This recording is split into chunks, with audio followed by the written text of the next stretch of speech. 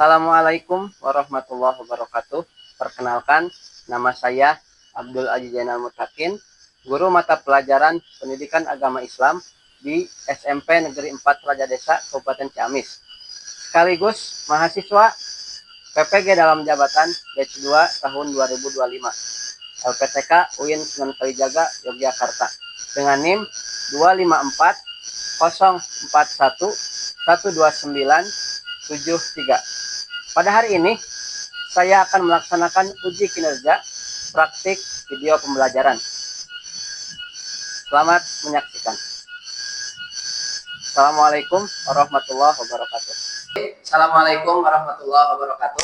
Waalaikumsalam warahmatullahi wabarakatuh.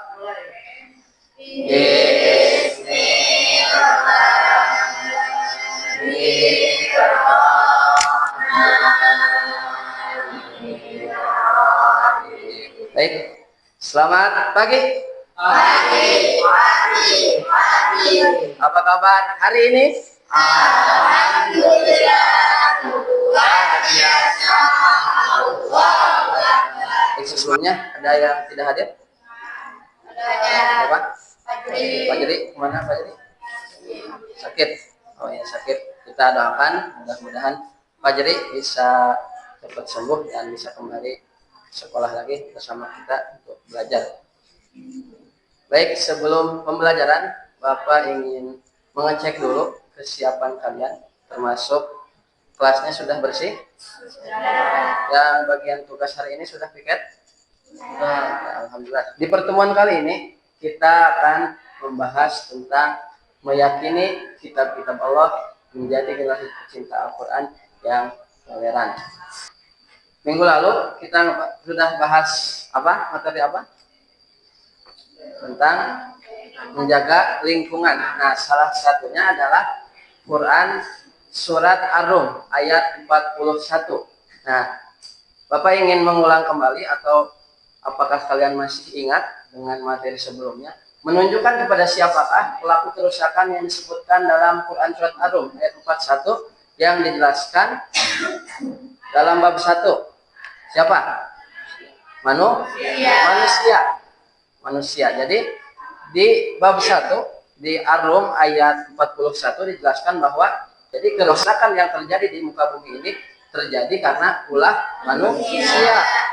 Nah, terus apa kaitannya dengan materi di bab 2 ini? Jadi, jika dikaitkan dengan pembelajaran hari ini, apa alasan diturunkannya kitab-kitab kepada umat manusia, terutama Al-Quran? Kira-kira untuk apa? Apa?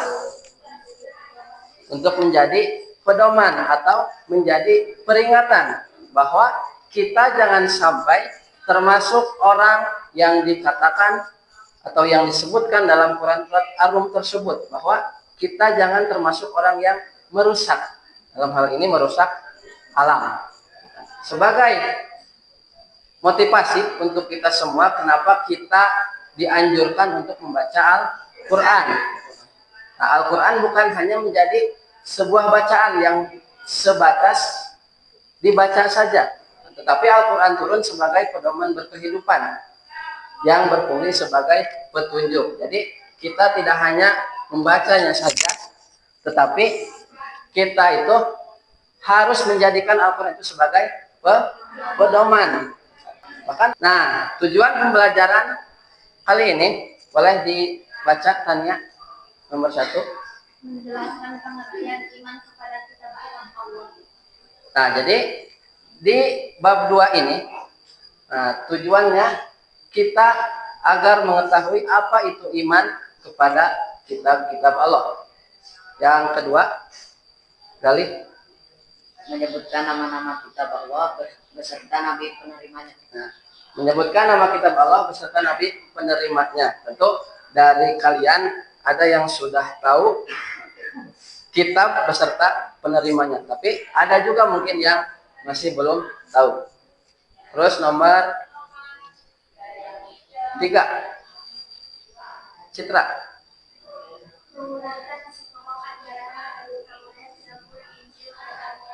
Nah, nanti apa saja isi pokok dari keempat kitab tersebut. Nanti kita akan cari tahu. Kemudian yang keempat, menunjukkan contoh sikap beriman kepada kitab Allah dalam kehidupan sehari-hari. Yang terakhir, tujuannya agar bisa kita meneladani sifat yang ada dalam kitab-kitab tersebut. Apa saja yang harus kita terapkan dalam kehidupan sehari-hari. Nah, manfaatnya nanti setelah kita mempelajari materi ini, kita jadi tahu apa itu pengertian iman kepada kitab, kemudian apa saja kitab-kitab yang diturunkan oleh Allah beserta penerimanya siapa, dan kemudian isi pokok keempat kitab tersebut apa, kemudian contoh sikapnya itu seperti apa, sehingga kita bisa menerapkannya dalam kehidupan sehari-hari. Allah Subhanahu wa Ta'ala telah menurunkan 4 kitab suci yang masing-masing secara berturut-turut ke dunia, dan masing-masing kitab tersebut telah dibawa oleh seorang utusan Allah. Kitab pertama adalah kitab Taurat yang dibawa oleh Nabi Musa alaihissalam. Kitab kedua adalah Zabur yang dibawa oleh Nabi Daud alaihissalam. Lalu kitab yang ketiga adalah kitab Injil yang dibawa oleh Nabi Isa alaihissalam. Dan yang keempat sekaligus kitab yang terakhir adalah kitab Al-Quran yang dibawa oleh Nabi Muhammad Sallallahu Alaihi Wasallam. Lalu sekarang kitab yang lainnya di mana, Kak? Iya, kok Dodo taunya kitab Al-Quran saja? Kitab Taurat, Zabur, dan Injil sudah tidak ada karena ketiga kitab tersebut terbatas penggunaannya. Maksudnya apa, Kak? Saya tidak mengerti. Begini, ketiga kitab tersebut hanya untuk umat tertentu, tempat tertentu, dan digunakan pada jangka waktu tertentu. Seperti Taurat yang hanya digunakan oleh Bani Israel di zaman Nabi Musa dan sudah tidak berlaku sejak kitab Zabur turun. Begitu juga dengan kitab Zabur dan kitab Injil. Namun hal itu berbeda dengan Al-Quran. Kitab Allah yang terakhir ini merupakan kitab penyempurna yang memuat ringkasan ketuhanan yang ada pada kitab-kitab sebelumnya. Al-Quran juga merupakan penguatan atas kebenaran yang pernah disampaikan oleh kitab-kitab sebelumnya. Dan yang istimewanya lagi, Al-Quran itu berlaku untuk seluruh umat manusia di seluruh dunia dan berlaku juga untuk sepanjang masa. Ibarat sebuah bangunan rumah yang belum sempurna bentuknya, maka masih perlu tahap penyempurnaan. Sehingga pada akhirnya, bentuk rumah tersebut sempurna dan bisa berdiri dengan kokoh. Selain itu, juga bisa digunakan untuk berbagai macam keperluan. Oh, begitu ya, Kak. Lalu kita harus bagaimana dengan ketiga kitab selain Al-Quran? Kita juga harus percaya bahwa Allah menurunkan ketiga kitab sebelum Al-Quran. Nah, tadi kita sudah menyimak video. Ini ada pertanyaan yang harus kalian jawab. Siapakah penerima kitab-kitab tersebut? Tadi sudah disampaikan di video. Kemudian, apa bahasa yang digunakan dan isi pokok dari kitab-kitab tersebut? Kira-kira apa? Hah? Belum tahu. Apa contoh ajaran dari 3 kitab yang sesuai dengan Al-Quran? Nah, jadi nanti kalian silahkan cari siapa saja. Tadi sudah dijelaskan kalau untuk penerima dari kitab-kitab tersebut, tapi untuk bahasa itu tadi tidak disampaikan ya. Disampaikan nanti tugasnya nanti kalian cari apa yang ditanyakan di LKPD. Nah, baik. Sekarang silakan nanti kalian berdiskusi. Di sini Bapak sudah menyiapkan LKPD bersama materi ajarnya. Jadi cari materinya atau jawabannya di materi ajar.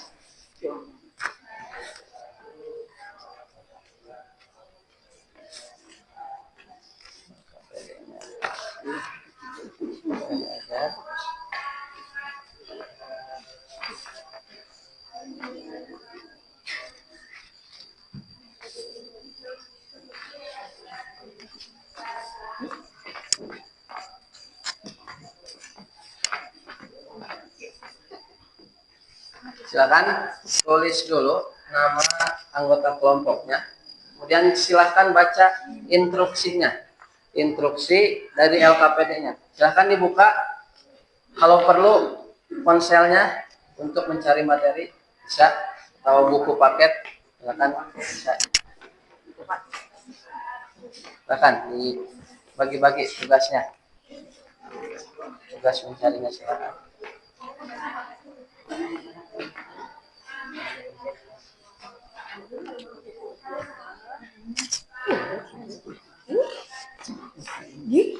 Silahkan dicari di buku paket juga bisa.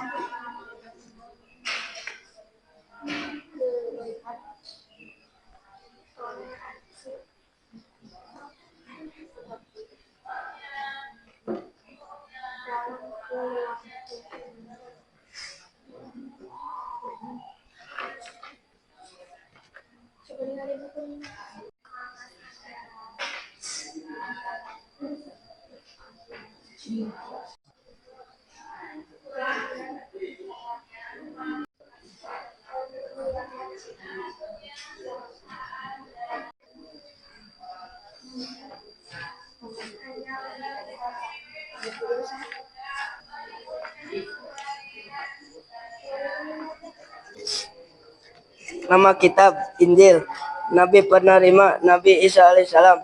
Bahasa asli bahasa Yunani koine. Isi pokok ajaran, ajaran untuk hidup dengan zuhud dan menjauhi kerakusan dan ketamakan. Ketamakan rumah, contoh nasihat dan akhlak mulia, menjauhi kerusakan dan ketamakan, menciptakan kedamaian. Kami dari kelompok Tua Zabur akan mempresentasikan hasil kerja keras kami.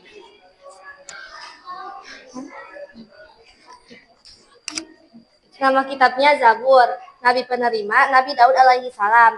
Bahasa aslinya Arab. Isi pokok ajaran, nyanyian pujian pada Allah atas segala nikmat ilahinya. Nama kitab Taurat, Nabi penerima Nabi Musa alaihi salam. Bahasa asli Ibrani kuno.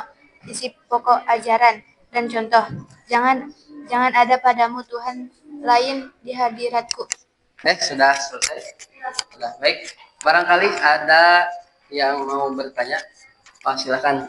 Mengapa Allah menurunkan kitab Taurat kepada Nabi Musa alaihissalam?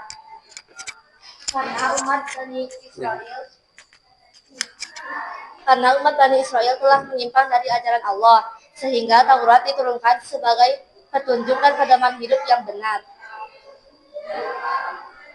Ada lagi yang mau bertanya?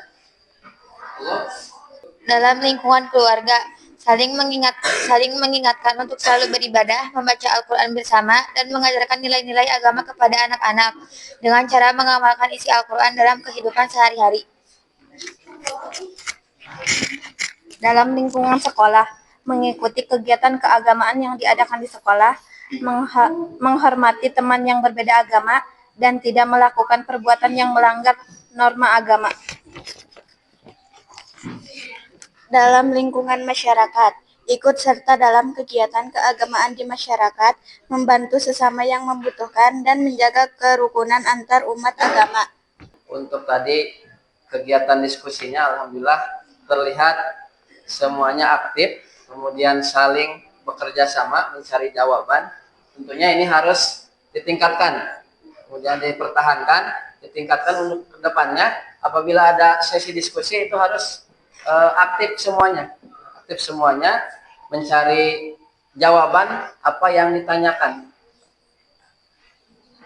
Nah, kemudian tadi sudah disampaikan berkaitan dengan kitab-kitab yang diturunkan, dari mulai penerimanya siapa, kemudian bahasanya apa, isi pokoknya apa.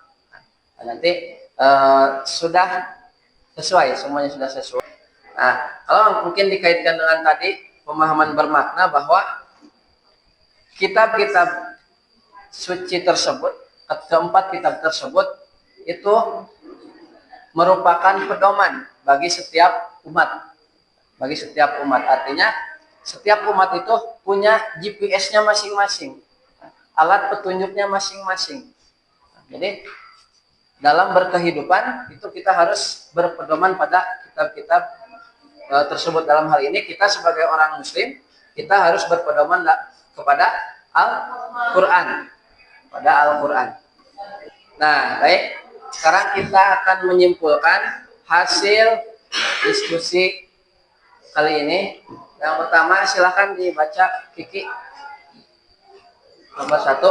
Sebagai seorang muslim kita wajib beriman atau percaya kepada semua kitab yang diturunkan Allah Subhanahu wa taala.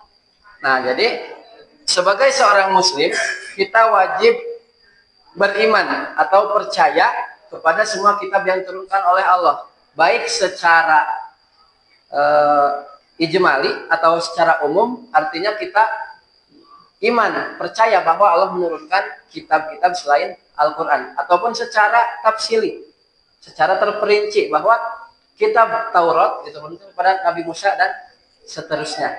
Jadi kita tahu detailnya. Kemudian yang kedua, tolong dibaca Asep. Isi pokok kitab-kitab Allah Subhanahu wa taala semuanya mengajarkan tentang ketauhidan. Nah, isi pokok semuanya mengajarkan tentang ketauhidan. Artinya dalam semua kitab tersebut, Taurat, Zabur, Injil dan Al-Qur'an semuanya mengajarkan bahwa Tuhan itu satu. Jadi tidak ada yang mengajarkan bahwa Tuhan itu lebih dari satu. Semuanya sama mengajarkan bahwa Tuhan itu satu. Kemudian yang terakhir dibaca oleh Sophie, baca. Seorang muslim yang beriman kepada Al-Quran dengan benar akan menampilkan akhlak mulia dalam kehidupan sehari-hari. Nah, seorang muslim yang beriman kepada Al-Quran itu akan menampilkan akhlak mulia dalam kehidupan sehari-harinya. Sebagai contoh, orang yang meneladani akhlak dalam Al-Quran, dia itu tidak akan pernah mungkin berbohong, kemudian ingkar janji, atau berlaku curang. Nah, itu salah satu penerapan nilai-nilai yang terdapat dalam Al-Quran. Nah, itu. Oke, baik. Sekarang kita sama-sama merefleksi hasil pembelajaran hari ini. Yang pertama, apakah masih ada yang kurang paham dari materi yang kita pelajari hari ini? Paham? Nah, alhamdulillah. Mudah-mudahan nanti ketika mungkin diulang kalian bisa menjawab atau bisa menyampaikan kembali apa yang telah kalian pelajari. Kemudian yang kedua, apakah pelajaran hari ini menyenangkan? Menyenangkan. Bagian mana yang paling kamu sukai? Game? Breaking? Presentasi. Oke. Jadi, nah, untuk pertemuan minggu depan kita akan masih mempelajari bab 2 ini dengan sub yang berikutnya, yaitu kita akan membahas tentang cara mencintai Al-Quran dan cara membangun hubungan dengan orang yang beriman kepada kitab terdahulu dengan benar serta memiliki perilaku terpuji dan bersifat toleran. Baik, terima kasih atas perhatiannya. Mudah-mudahan apa yang kita pelajari bermanfaat baik untuk diri pribadi maupun untuk orang lain. Baik, kita akhiri kegiatan pembelajaran hari ini dengan sama-sama kita berdoa. Silakan dipimpin oleh Subhanallahumma wa bihamdika asyhadu an la ilaha illa anta astaghfiruka wa atubu ilaik. Assalamualaikum